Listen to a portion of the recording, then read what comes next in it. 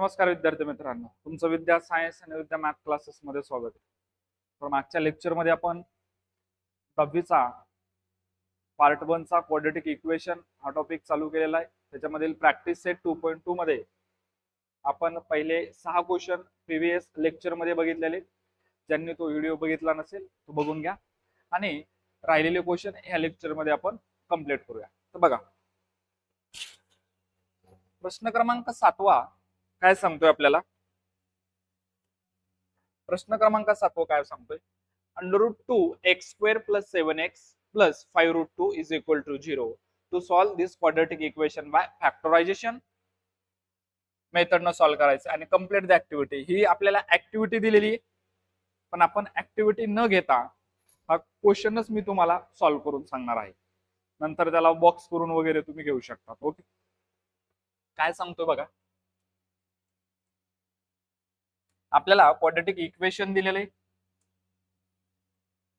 √2x² + 7x + 5√2 = 0. दिलेलं quadratic equation general form मध्ये आहे का? तर आहे, येस. मग आता सेकंड स्टेप काय असते, तर x² चा कोइफिशियंट 1 पाहिजे. आहे का 1? नाही, √2. मग x² चा कोइफिशियंट 1 सोडून जर याच्या जागी कोणताही नंबर आले तर त्या नंबरचं आणि आपल्याला या कॉन्स्टंट टर्मचं काय करायचं असतं, मल्टिप्लिकेशन. मग करा मल्टिप्लिकेशन. काय आलं यांचं, √2 × 5√2. ओके, ज्यावेळेस रूट मधल्या संख्या सारख्या असतील तर रूटच्या बाहेरच्या संख्यांचं मल्टिप्लिकेशन करायचं. 5 × 1 या दोघांचं मल्टिप्लिकेशन, 5 × 1 5, आणि √2 × √2 ह्या दोघांचं मल्टिप्लिकेशन नेहमी तुमची तीच संख्या येते. का तीच संख्या येते तर बघा, √2 × √2 रूट मधल्या संख्यांचं मल्टिप्लिकेशन करा. √2 × √2 काय आला, 4. रूट मधल्या संख्यांचं मल्टिप्लिकेशन 4, आणि 4 हे कोणत्या संख्येचं स्क्वेअर रूट आहे तुमचं, 2. म्हणजे याला सॉल्व्ह केल्याच्या नंतर आन्सर काय येतो तुमचं, 2. म्हणून ध्यानात ठेवायचं, √2 × √2. जर रूट मधील संख्या सारख्या असतील तर त्यांचं मल्टिप्लिकेशन तीच संख्या आहे. 5 × 2 किती आला तुमचा, 10. तर आता आपल्याला ह्या 10 चे असे दोन फॅक्टर पाडायचे की त्यांचं मल्टिप्लिकेशन 10 यायला पाहिजे आणि त्यांची ऍडिशन काय यायला पाहिजे, तुमची प्लस यायला पाहिजे. मग दोन संख्यांचं मल्टिप्लिकेशन प्लस कधी येतं, एकतर दोन्ही संख्या प्लस पाहिजेत, नाहीतर दोन्ही संख्या मायनस पाहिजेत. आता इथं आपल्याला दोन संख्यांची बेरीज किंवा वजाबाकी +7 पाहिजे. काय असू शकतं, 10 च्या मल्टिपल 10 हा कोणत्या दोन संख्याच्या पाड्यात आहे, तर काय आलं तुमचं 5 × 2, 5 2 10. आणि दोघांची बेरीज करा, दोघांची बेरीज करा, 5 आणि 2 किती आलं तुमचं, 7. याचा अर्थ 5 आणि 2 या दिलेल्या संख्याचे काय झाले, फॅक्टर. आणि हे दोन्ही फॅक्टर आपल्याला मिडल टर्मच्या जागी लिहायचे. काय आलं तुमचं, √2x² + 5x + 2x + 5√2 = 0. आणि मी सांगितलेलं आहे तुम्हाला की हे फॅक्टर लिहिल्याच्या नंतर 2 2 ची पेअर तयार करायची. मग इथं 2 2 ची पेअर तयार करूत आपण. बघा, काय 2 2 ची पेअर तयार केल्याच्या नंतर इथून 2 2 ची पेअर तयार केल्याच्या नंतर कॉमन काढायचं. पहिल्या संख्येमधून कॉमन कोण निघेल रे, कॉमन कोणी निघतंय का बघा. इथं x आहे तर इथं x आहे, तर मी इथून x कॉमन काढू शकतो. जर x कॉमन काढला तर इथं √2 जशाच तसा, x², 2x आहेत, एक x कॉमन निघाला तर इथं रिमेनिंग x राहिला, प्लस हा x कॉमन निघाला तर इथं काय राहिला तुमचा 5.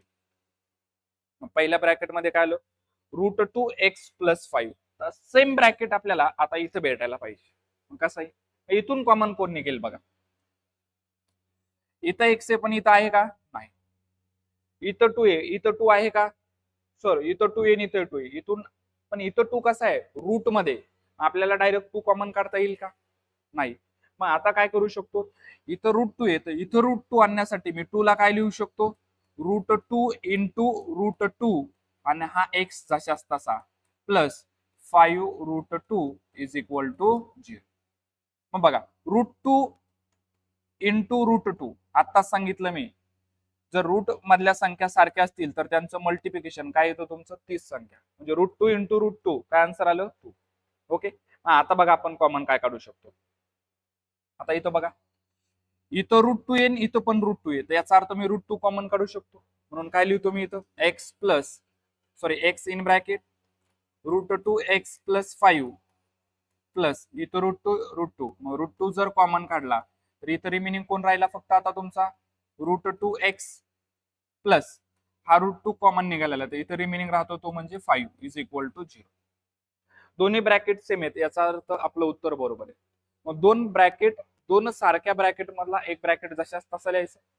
काय आला √2x+5 आणि सेकंड ब्रॅकेट मध्ये लिहायचंय तुम्हाला या कॉमन काढलेला टर्म. कॉमन कोण काढलंय x+√2 इज इक्वल टू 0.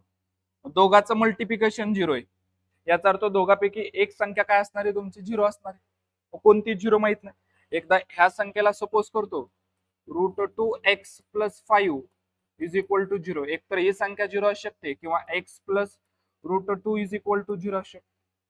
आपल्याला सोल्युशन काढायचं तर x ची व्हॅल्यू काढायची, तर √2x इज इक्वल टू हा +5 तिकडे जाऊन काय झाला -5 ऑन ऑर मध्ये इकडे काय आलं तुमचं, इकडे काय आला तुमचा x इज इक्वल टू हा +√2 इकडे जाऊन काय झाला तुमचा -√2. इथं आपलं ऑर लिहायचं राहिले तर इथं ऑर लिहून घ्या.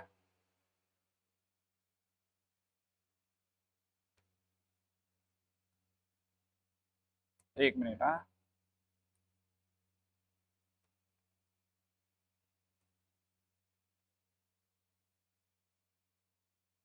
इथं ऑर लिहायचं आपल्याला, ऑर लिहून घ्या.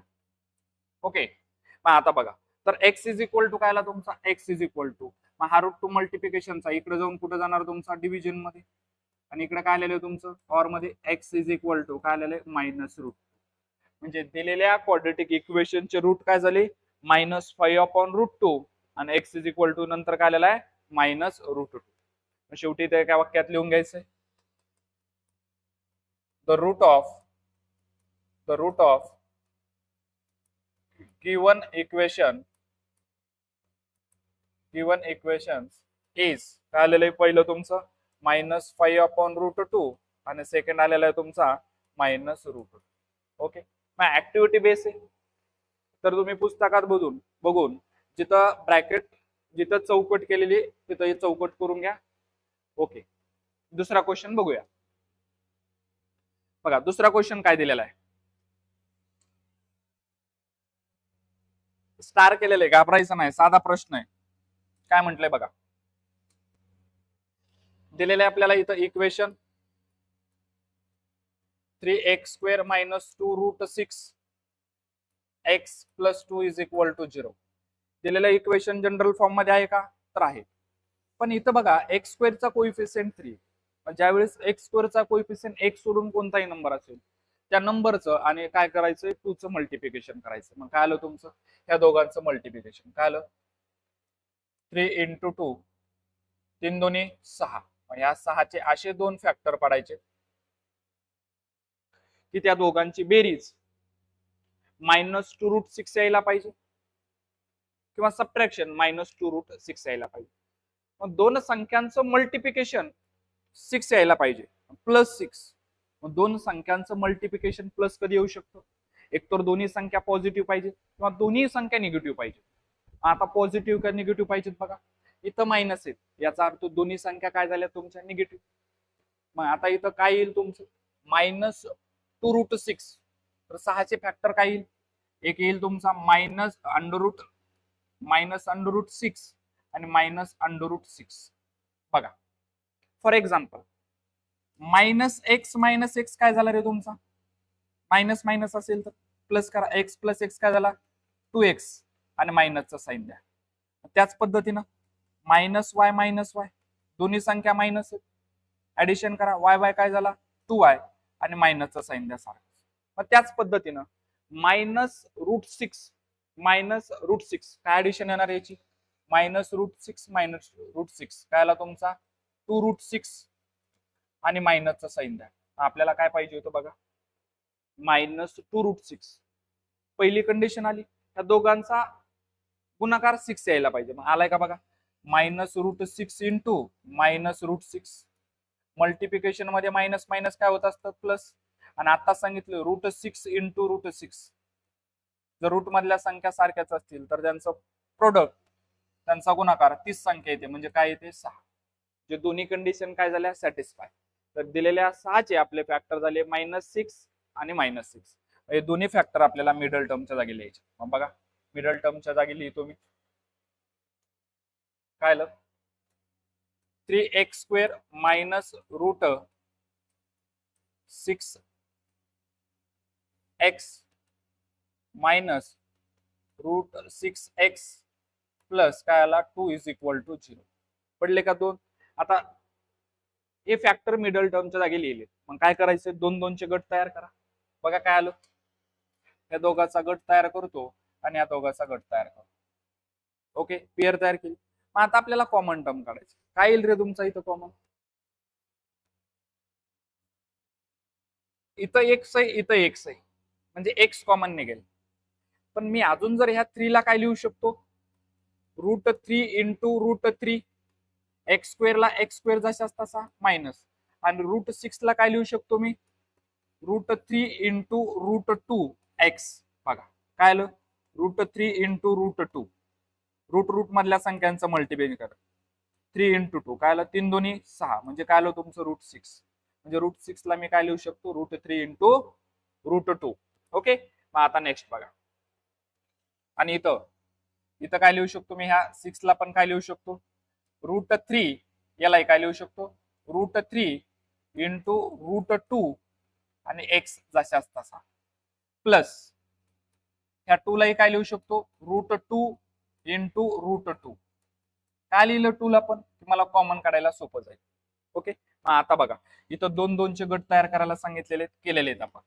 आता कॉमन काय नाही, एक हा एक पेअर तयार झालेली आणि एक तुमची ही एक पेअर तयार झालेली. ओके, मग आता बघा इथं √3 आहे, इथं √3 आहे, इथं x आहे, इथं x आहे, तर मी इथून कॉमन काढू शकतो √3x. जर √3x कॉमन काढला तर बघा √3 2x मधला एक x कॉमन निघाला, तर इथं कोण राहिलं √3 आणि इथं राहिलेला x मायनस √3 कॉमन आहे, इथला x कॉमन निघाला, तर इथे रिमेनिंग कोण राहिला तुमचा √2. पहिल्या ब्रॅकेट मध्ये काय आलं, √3x मायनस √2. हाच ब्रॅकेट इकडे यायला पाहिजे सारखा. मग काय निघेल सांगा, इथं √2 आहे, इथं √2 आहे, तर म्हणून इथून मी मायनस √2 कॉमन काढतो, तर काय उरला तुमचा, इथला √3 आणि इथला x, हा √2 कॉमन निघालेला आहे. मग प्लस गुणिले मायनस काय आलं मायनस, √2 कॉमन निघाला, तर इथं कोण उरला तुमचा √2 इज इक्वल टू 0. बघा दोन्ही ब्रॅकेट सेम आले, याचा अर्थ आपलं उत्तर बरोबर आहे.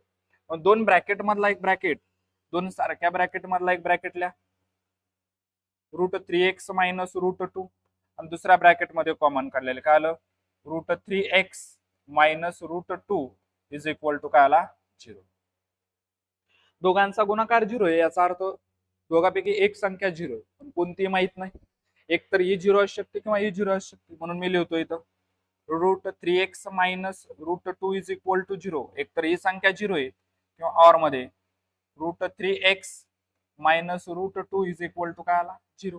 काय आलं, √3x हा मायनस √2 तिकडे जाऊन काय झाला तुमचा प्लस √2, आणि ऑर मध्ये इकडे पण √3x हा मायनस √2 तिकडे जाऊन काय झाला प्लस √2.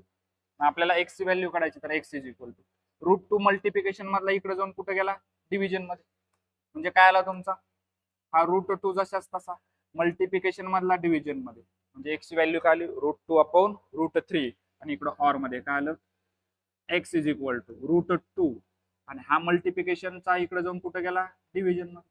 म्हणजे दिलेल्या क्वाड्रॅटिक इक्वेशनचे रूट काय झाले आपले √2 अपॉन 3, √2 अपॉन √3, आणि दुसरा पण काय झाला √2 अपॉन √3. म्हणून इथं आपल्याला लिहून घ्यायचंय 2 upon √3, 2 upon √3 are the root of equation, are the root of equation. Okay, त्यांना लिहायचं त्यांनी स्क्रीनशॉट करा. नेक्स्ट क्वेश्चन, आता साधे साधे क्वेश्चन आहेत बघा. दिलेले इक्वेशन जनरल फॉर्म मध्ये नाही, करून घ्या. काय दिलेले 2m in bracket m minus 24 is equal to 50. याला कन्वर्ट करून घेऊ. तुम्हाला माहिती आहे ब्रॅकेटच्या बाहेरच्या संख्याने ब्रॅकेटच्या आतमधल्या संख्येला काय करून घ्यायचे मल्टिप्लाय. इथं काय नाही म्हणजे 1 आहे. 2 × 1 काय आला 2, m × m काय आला m स्क्वेअर मायनस 2 × 24 काय आला 48, m ला m जशाच तसा इज इक्वल टू काय आला 50. मग क्वाड्रॅटिक इक्वेशन तयार करण्यासाठी आपल्याला एका साईडला 0 पाहिजे. हा 50 इकडे आणा काय आला 2m स्क्वेअर मायनस 48 m हा प्लस आहे इकडे येऊन काय झाला मायनस इज इक्वल टू 0. तर याचे फॅक्टर पाडू शकतात किंवा सोपं जाण्यासाठी ह्या सगळ्या इक्वेशनला कितीने भाग जातो 2 ने, म्हणून मी इथं लिहितो डिवायडेड बोथ साइड बाय 2, 2 न डिवाइड करा काय आलं 2m square divided by 2 minus 48m divided by 2 minus 50 divided by 2 is equal to 0 ला कोणत्याही संख्येने जर डिवाइड केलं तर आन्सर काय येतो तुमचं 0. मग बघा काय आलं रे, हा 2 कॅन्सल झाला, बे 1 बे 2 4 बे 4 8 बे 1 बे 2 4 1 उरला बे 5 10. काय आलं इक्वेशन, इथं कोण राहिला remaining m square minus 24m आणि हा काय आला तुमचा minus 25m is equal to काय आला 0. आलं का जनरल फॉर्म मध्ये आलं. इथं एम स्क्वेअरचा कोइफिशियंट 1 आहे, तर आता डायरेक्ट कोणाचे फॅक्टर पाडू शकतो आपण कॉन्स्टंट टर्मचे, म्हणजे मायनस 25. या मायनस 25 चे असे दोन फॅक्टर पाडायचे आहेत की त्यांचा गुणाकार मायनस 25 यायला पाहिजे आणि दोघांचे ऍडिशन किंवा सबट्रॅक्शन मायनस 24 यायला पाहिजे. सर्वात महत्वाचा मुद्दा, दोन संख्यांचं मल्टिप्लिकेशन मायनस कधी येऊ शकतो, ज्यावेळेस दोन्हीपैकी एक संख्या काय असणार आहे तुमची मायनस असणार. ओके, मल्टिप्लिकेशन मायनस पाहिजे याचा अर्थ दोन्हीपैकी एक संख्या मायनस, मग ती कोणती माहित नाही तर मिडल टर्म म्हणून आपल्याला कळतं. तर 25 कोणाच्या पाड्यात रे, तर 5च्या पाड्यात आहे, 5 5 25. पण दोघांची ऍडिशन किंवा सबट्रॅक्शन 24 येते का, येत नाही. 5 + 5 10, 5 - 5 0, म्हणजे हे फॅक्टर होऊ शकत नाही. मग काय येईल तुमचं, एक तर असं होऊ शकतं 25 × 1 25 1 25. मग आता आपल्याला यांची ऍडिशन किंवा सबट्रॅक्शन मायनस 24 पाहिजे, गुणाकार मायनस पाहिजे, म्हणजे दोघांपैकी एक मायनस, पण कोणती ते मिडल टर्म म्हणून कळतं. मग आपल्याला काय करायचे मायनस पाहिजे, नेहमी मायनस आपल्याला या दोघांची ऍडिशन किती पाहिजे मायनस 24. याचा अर्थ मोठी संख्या काय असणार आहे तुमची मायनस असणार आहे. बघा येते का मायनस 25 × 1 मायनस 25 आन्सर आलं. यांची ऍडिशन किंवा सबट्रॅक्शन काय होणार, सबट्रॅक्शन 25 मधून 1 गेला काय उरला 24 आणि मोठ्या संख्येत चिन्ह मायनस, म्हणजे दोन्ही कंडिशन सॅटिस्फाय झाली. हे फॅक्टरला मिडल टर्मच्या जागी काय आलं m square minus 25m plus 1x minus 25 is equal to 0. दोन दोनची पेअर तयार करायची आपल्याला माहिती आहे, ह्या दोघाची पेअर आणि ह्या दोघाची पेअर.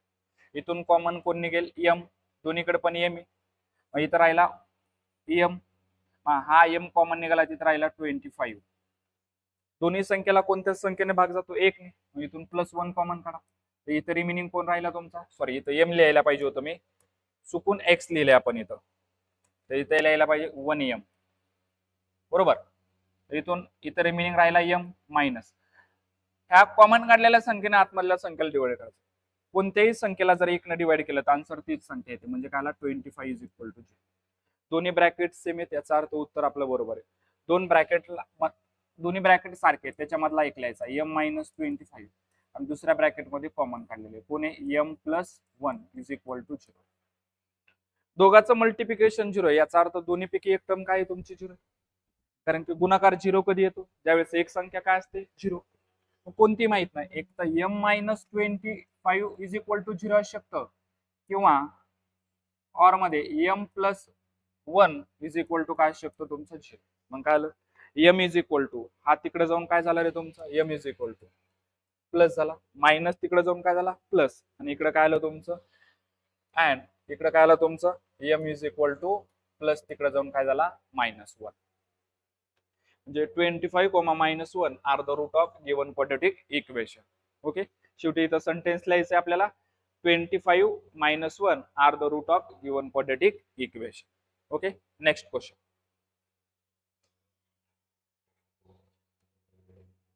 पहिल्यांदा इक्वेशन जनरल फॉर्म मध्ये करून घ्या.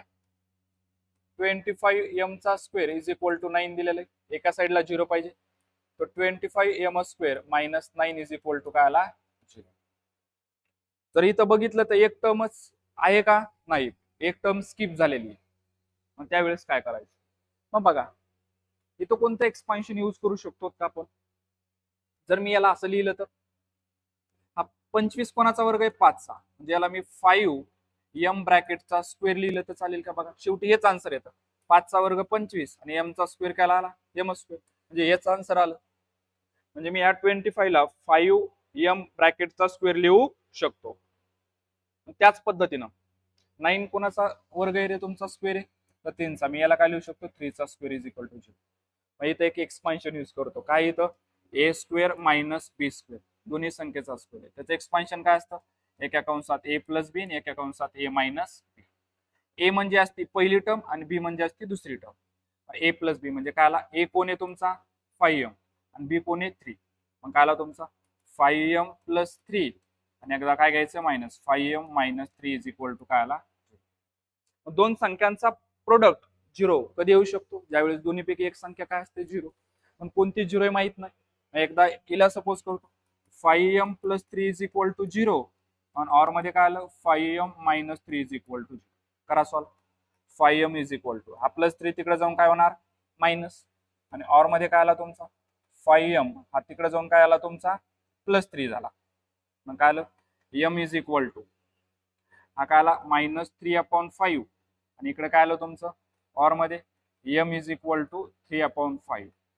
म्हणजे दिलेल्या क्वाड्रॅटिक इक्वेशन रूट काय झाले मायनस 3/5 आणि दुसरा काय आलेला तुमचा 3/5. म्हणून इथं लिहा the root of equation is minus 3/5, 3/5. Okay, ज्यांना लिहायचं त्यांनी स्क्रीनशॉट घ्या. Next question.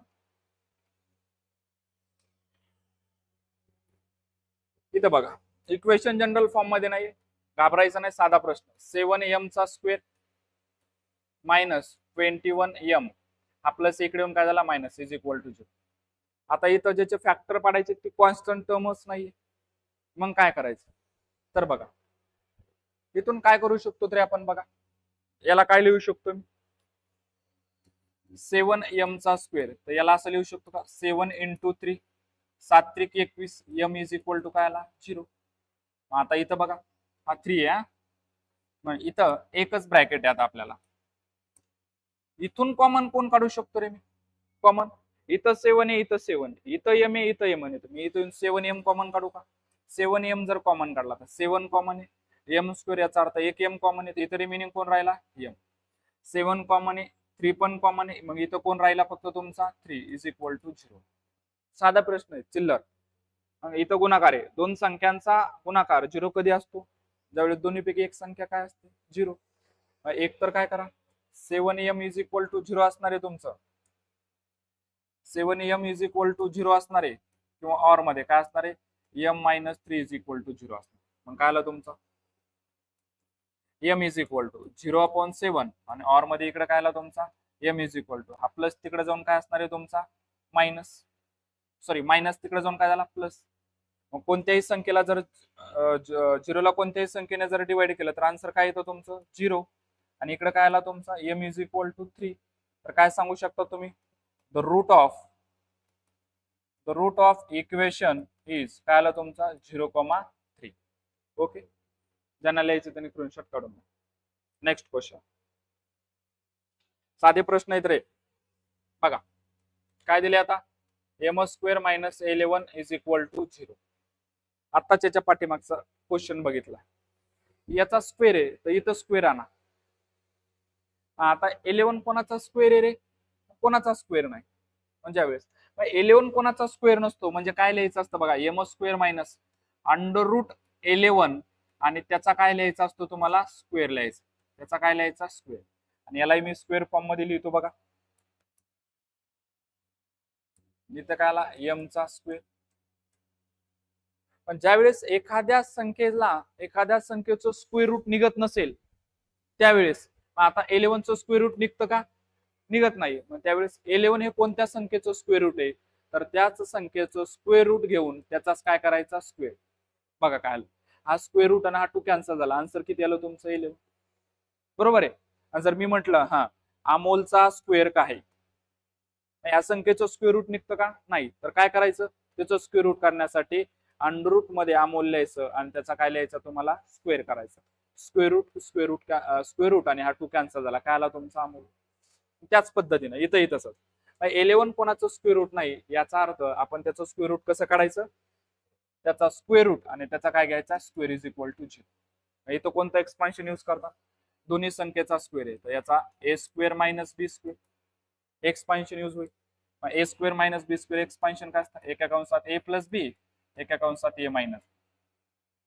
आपल्याला माहिती आहे ब्रॅकेट मधील पहिली संख्या काय असते तुमची? ए असते. पहिली संख्या काय असते? ए. आणि दुसरी संख्या काय असते? बी. पहिली संख्या कोण आहे? एम. दुसरी संख्या कोण आहे? दुसरी संख्या कोण आहे तुमची इथं? Under root 11. अंडर रूट काय आहे तुमचा? 11. आणि सेकंड ब्रॅकेट मध्ये काय? M minus under root 11. दोघांचा गुणाकार 0 आहे. याचा अर्थ दोघांपैकी एक टर्म काय तुमची? 0 आहे. एक तर एम प्लस अंडर रूट 11 एक तर 0 असू शकतं, किंवा आर मध्ये M minus under root 11 is equal to 0 असू शकतं. मग काय आला? एम इज इक्वल टू हा प्लस तिकडे जाऊन काय झाला तुमचा?